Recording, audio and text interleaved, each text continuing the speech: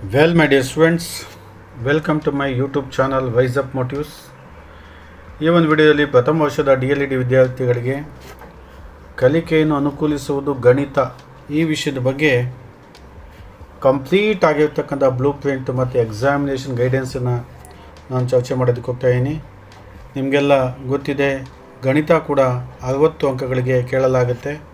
ಅದಕ್ಕೆ 30 ಅಂಕಗಳನ್ನು ನೀವು ತಗೊಳ್ಳೇಬೇಕಾಗತ್ತೆ ಪಾಸ್ ಆಗಬೇಕು ಅಂತ ಹೇಳಿದ್ವಿ. ಇಲ್ಲಿ MCQ 10 ಅಂಕಗಳು, 2 ಅಂಕಗಳ ಪ್ರಶ್ನೆಗಳು 10 ಅಂಕಗಳು, 5 ಅಂಕಗಳ ಪ್ರಶ್ನೆಗಳು 40 ಅಂಕಗಳು.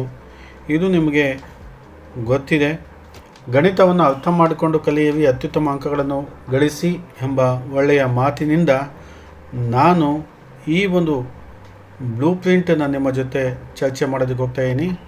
ಮತ್ತೊಂದು ಸಾರಿ ನಿಮಗೆ ಈ ಪರೀಕ್ಷೆಯ ಅಂಕಗಳ ಹಂಚಿಕೆ ಬಗ್ಗೆ ತಿಳಿಸ್ಕೊಟ್ಬಿಡ್ತೀನಿ. ನೋಡಿ, MCQ 10 ಪ್ರಶ್ನೆಗಳಿರುತ್ತೆ. ಪ್ರತಿಯೊಂದು ಪ್ರಶ್ನೆಗೂ 1 ಅಂಕ, 10 ಅಂಕಗಳನ್ನು ನೀವು ಸುಲಭವಾಗಿ ತಗೋಬೋದು. 2 ಅಂಕಗಳ ಪ್ರಶ್ನೆಗಳು 5 ಕೇಳ್ತಾನೆ, ಅದಕ್ಕೆ ನೀವು ಆನ್ಸರ್ ಮಾಡಬೇಕಾಗತ್ತೆ. 2 ಮಾರ್ಕ್ಸ್ ಇರುತ್ತೆ. 10 ಅಂಕಗಳು ನಿಮಗೆ ಲಭ್ಯ ಆಗುತ್ತೆ. ಇಲ್ಲಿ 8 ಪ್ರಶ್ನೆಗಳಿರುತ್ತೆ. ಅದರಲ್ಲಿ 5ನ್ನು ಮಾತ್ರ ನೀವೇನು ಮಾಡಬೇಕಾಗತ್ತೆ, ಅಟೆಂಡ್ ಮಾಡಬೇಕಾಗತ್ತೆ. 5 ಅಂಕಗಳ ಪ್ರಶ್ನೆಗಳನ್ನು ನೀವು 8 ಪ್ರಶ್ನೆಗಳನ್ನು ಅಟೆಂಡ್ ಮಾಡಬೇಕಾಗತ್ತೆ. ಅಲ್ಲಿ ಚಾಯ್ಸ್ ಇರುತ್ತೆ. ಸೊ 8 × 5 40 ಅಂಕಗಳು ನಿಮಗೆ ಲಭ್ಯ ಆಗುತ್ತೆ. MCQ 2 marks question, 5 marks question ಇಷ್ಟೇ ನಿಮಗೆ ಕೇಳ್ತಕ್ಕಂಥದ್ದು. ಟೋಟಲಾಗಿ 60 ಮಾರ್ಕ್ಸ್ಗೆ ನಿಮ್ಮ ಒಂದು ಕ್ವಶನ್ ಪೇಪರ್ ಇರುತ್ತೆ. ಅದೆಲ್ಲ ನಿಮಗೆ ಗೊತ್ತಿದೆ ಅಂತ ಅಂದ್ಕೊಳ್ತೀನಿ.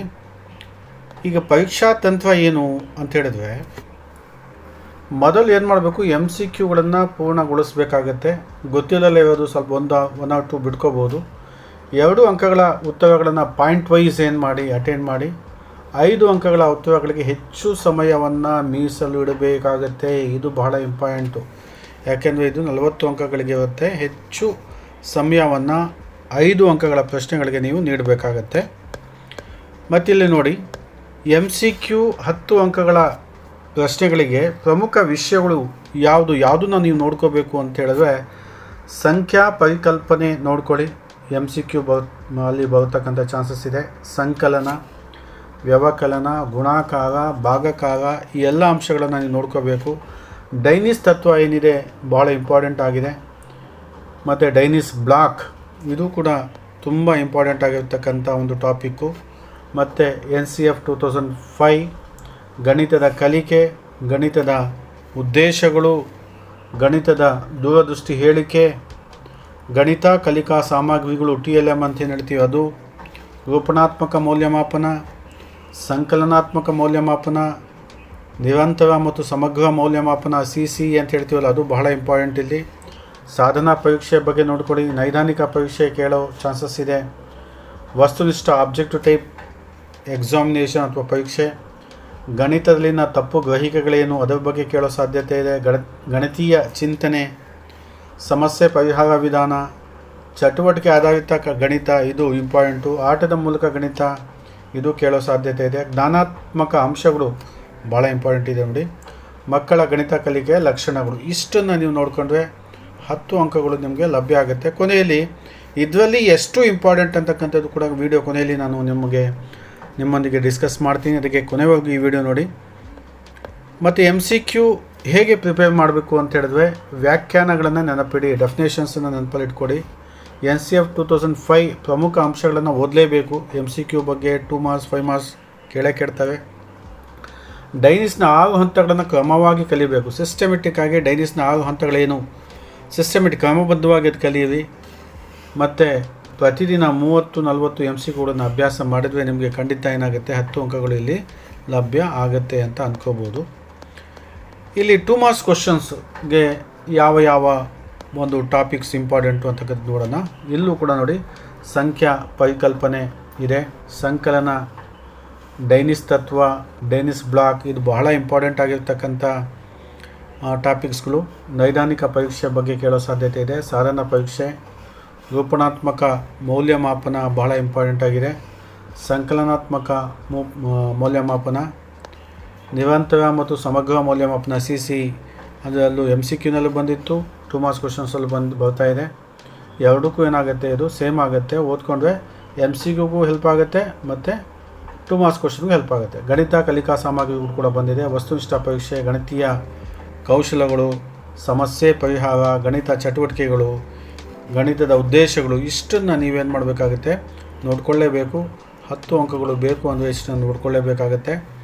ಮತ್ತು ಹೇಗೆ ಉತ್ತರವನ್ನು ಬರೀಬೇಕು 2 ಮಾರ್ಕ್ಸ್ ಕ್ವಶನ್ಗೆ ಅಂದರೆ 4-5 ಮುಖ್ಯ ಅಂಶಗಳು ಸಾಕು. ಸಂಕ್ಷಿಪ್ತವಾದಂಥ ಉತ್ತರ ಅಂದರೆ ಬ್ರೀಫ್ ಆಗಿರ್ತಕ್ಕಂಥ ಆನ್ಸರು.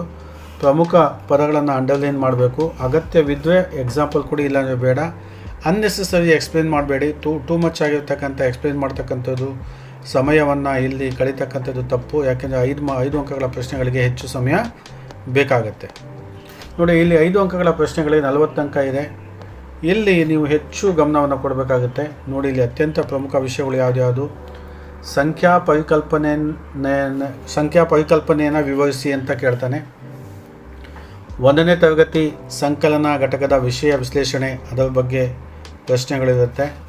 ಡೈನಿಸ್ನ ಗಣಿತ ಕಲಿಕೆಯ 6 ಹಂತಗಳನ್ನು ಉದಾಹರಣೆಯೊಂದಿಗೆ ವಿವರಿಸಿ. ಇದು ನೋಡಿ MCQ 2 ಮಾರ್ಕ್ಸ್ ಮತ್ತು 5 ಮಾರ್ಕ್ಸು ಎಲ್ಲ ಕಡೆ ಈ ಒಂದು ಡೈನಿಸ್ನ ಗಣಿತ ಕಲಿಕೆ ಬಗ್ಗೆ ಇದೆ. ಇದನ್ನು ನೀವು ನೋಡಿಕೊಳ್ಳೇಬೇಕಾಗತ್ತೆ. NCF 2005 ಗಣಿತ ಶಿಕ್ಷಣದ ದೂರದೃಷ್ಟಿ ಹೇಳಿಕೆಗಳು ಬಹಳ ಇಂಪಾರ್ಟೆಂಟ್ ಆಗಿರ್ತಕ್ಕಂಥ ಒಂದು ಪ್ರಶ್ನೆ, ನೋಡ್ಕೊಳ್ಳಿ. ಗಣಿತ ಪಠ್ಯವನ್ನು ಪುನಃ ಅವಲೋಕಿಸಿದಾಗ ಬೆಳೆಸಬಹುದಾದ ಜ್ಞಾನಾತ್ಮಕ ಅಂಶಗಳು ಏನು, ಬಹಳ ಇಂಪಾರ್ಟೆಂಟು.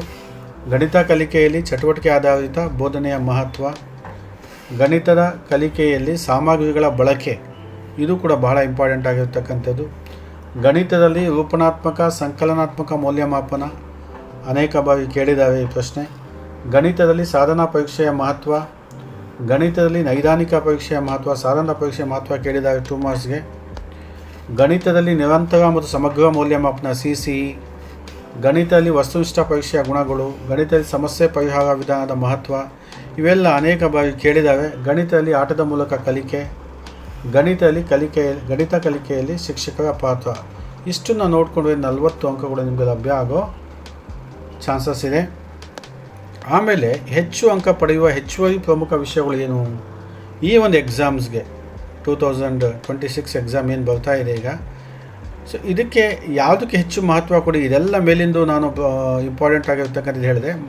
ಯಾವುದು ಓದಲೇಬೇಕು ಅಂತ ಹೇಳಿದ್ವಿ, ನೋಡಿ ಇಲ್ಲಿದೆ MCQಗೆ NCF 2005 ಓದಲೇಬೇಕು, ಡೈನಿಸ್ ತತ್ವ ಓದಲೇಬೇಕು, ಜ್ಞಾನಾತ್ಮಕ ಬೆಳವಣಿಗೆ ಓದಲೇಬೇಕು, ಗಣಿತೀಯ ಭಾಷೆ ಓದಬೇಕು, ಗಣಿತೀಯ ಸಂವಹನ ಭಾಳ ಇಂಪಾರ್ಟೆಂಟು, ಸಂಖ್ಯಾ ಅರಿವು, ಮೌಲ್ಯಮಾಪನ ವಿಧಗಳು, ನೋಡಿ ಇಲ್ಲಿ ಇಷ್ಟನ್ನು ನೀವು ಓದಲೇಬೇಕು.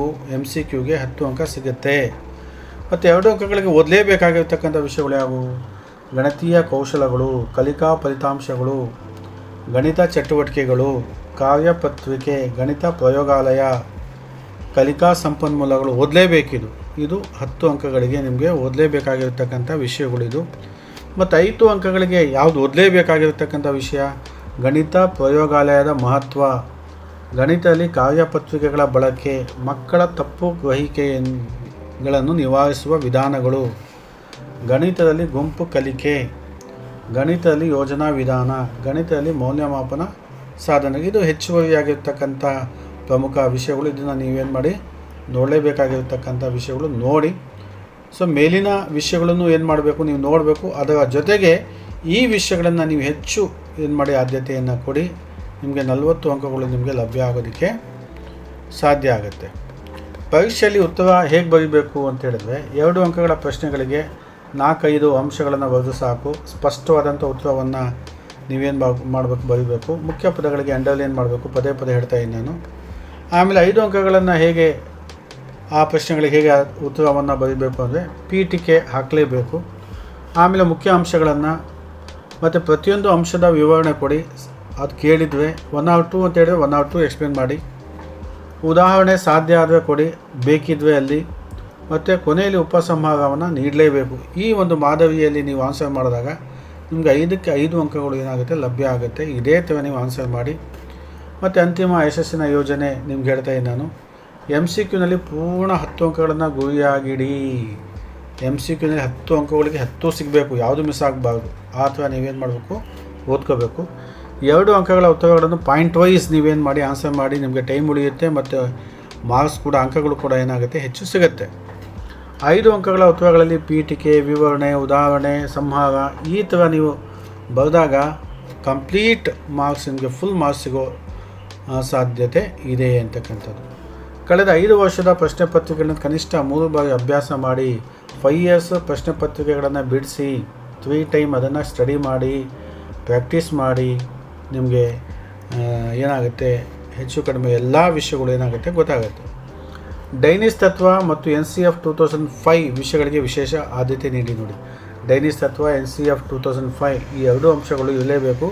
5 ಮಾರ್ಕ್ಸ್ ಕ್ವಶನ್ಸಲ್ಲಿ ಇದ್ದೇ ಇರುತ್ತೆ, 2 ಮಾರ್ಕ್ಸಲ್ಲೂ ಇರುತ್ತೆ ಮತ್ತು ಮಲ್ಟಿಪಲ್ ಚಾಯ್ಸಲ್ಲೂ ಇರುತ್ತೆ. ಇದು ನೋಡ್ಕೊಳ್ಳೇಬೇಕಾಗಿರ್ತಕ್ಕಂಥದ್ದು. ಇಷ್ಟು ಹೇಳಿ ನಾನು ನನ್ನ ಒಂದು ಈ ವಿಡಿಯೋನ ಇಲ್ಲಿಗೆ ಮುಗಿಸ್ತಾ ಇದ್ದೀನಿ. ನನ್ನ ಯೂಟ್ಯೂಬ್ ಚಾನಲ್ ನಿಮ್ಗೆ ಗೊತ್ತಿದೆ, ವೈಸ್ ಅಪ್ ಮೋಟಿವ್ಸ್. ಕಲಿಯಿರಿ, ಅಭ್ಯಾಸ ಮಾಡಿ, ಗಣಿತವನ್ನು ಅರ್ಥ ಮಾಡ್ಕೊಳ್ಳಿ, ಅತ್ಯುತ್ತಮ ಅಂಕವನ್ನು ಗಳಿಸಿ ಅಂತ ಹೇಳ್ತಾ all the best for your examination. ಇನ್ನು ಕೆಲವೊಂದು ಸಬ್ಜೆಕ್ಟಿನ ಬ್ಲೂ ಪ್ರಿಂಟನ್ನು ನಾನು ನೀಡಬೇಕಿದೆ, ಅದರ ಬಗ್ಗೆ ನಾನು ಮುಂದೆ ನಿಮಗೆ ವಿಡಿಯೋಗಳನ್ನು ಅಪ್ಲೋಡ್ ಮಾಡ್ತೀನಿ ಅಂತ ಹೇಳ್ತಾ ಈ ವಿಡಿಯೋನ ಇಲ್ಲೇ ನಿಲ್ಲಿಸ್ತೀನಿ. All the best for your examination. Thank you.